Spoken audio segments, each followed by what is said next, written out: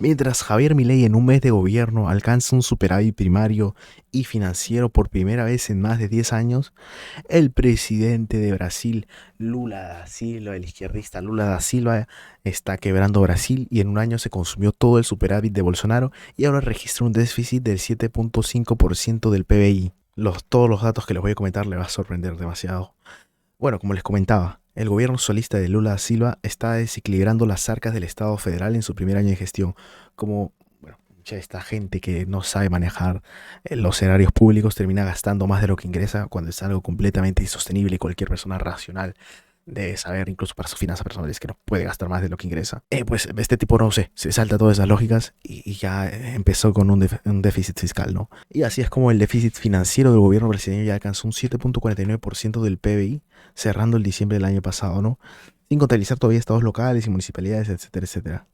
Y bueno, cuando Lula llegó al poder tenía un 4.32% de déficit fiscal. Ya había un déficit fiscal ciertamente, que de cierta forma estaba en mejoría. O sea, con el gobierno de Bolsonaro parecía que estaba mejorando el déficit fiscal. Evidentemente la pandemia atrasó los planes, pero de todos modos la recuperación parecía que estaba volviendo a retomar esa tendencia a bajar el déficit fiscal. Bueno, ganó Lula da Silva y todo se fue. Ya no te hablo del resultado primario que con Bolsonaro sus últimos meses dejó un resultado primario positivo. Y bueno, con Lula da Silva, bueno, veamos que no está tan bonito el gráfico, ¿no? Para él y para los izquierdistas, que yo no sé qué tienen en la cabeza para estar haciendo esas cosas. O sea, entiendo que, bueno, trato de entender que seas de izquierda, socialista o lo que sea, pero porque tienes que estar haciendo tonterías, gastando más de lo que ingresas, ¿no?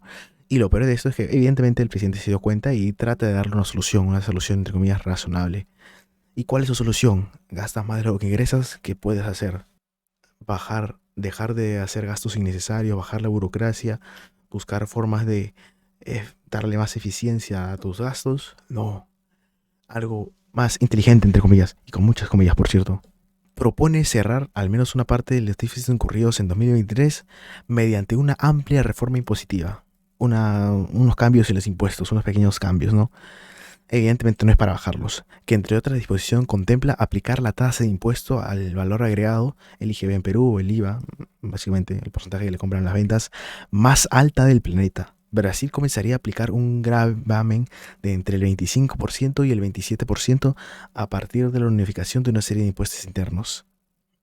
O sea, ese tipo ve que hay un mal cuadro y en vez de pensar y decir, pucha, puede que esté gastando de más, puede que esté eh, gastando más de lo que ingreso en ese sentido. Y las empresas también están un poco ahogadas con los impuestos, ¿no? Debería darles un respiro.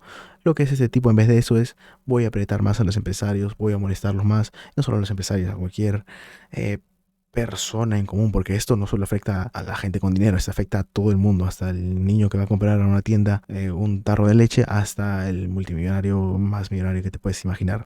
Los impuestos distorsionan el mercado, hacen mala distribución, mil cosas más, además que son todo un completo robo, ¿no? Y aumentarlos es un desastre, un 25%, Dios. Demasiado. Y también elevarían los impuestos sobre el patrimonio para personas físicas y empresas. O sea, la gente que tiene plata y no sé hasta qué punto de patrimonio puede ser un solo un millón de dólares, digamos. No sé a qué se refiere exactamente con patrimonio, a qué cantidad ya considera un patrimonio importante o si es que a todos por igual, pero ya demasiado, demasiado. Y se cumplirían todos los aumentos impositivos de 2023. El gobierno grabó las apuestas, la ganancia de capital y los combustibles. Uy, y luego ahí quejándose de que el combustible está caro. A diferencia, Javier Milei en un mes de gobierno ya alcanzó un superávit primario y financiero por primera vez en más de 10 años. Desde 2012 no se había un superávit financiero y primario, ¿no? Bueno, y en general el Banco Central también está avanzando en dar su llegada hacia la dolarización. Ya conocemos el plan de ajuste fiscal ortodoxo que llegó a ser Milei, reduciendo bastante el gasto público. Y ya salieron los primeros datos, ¿no?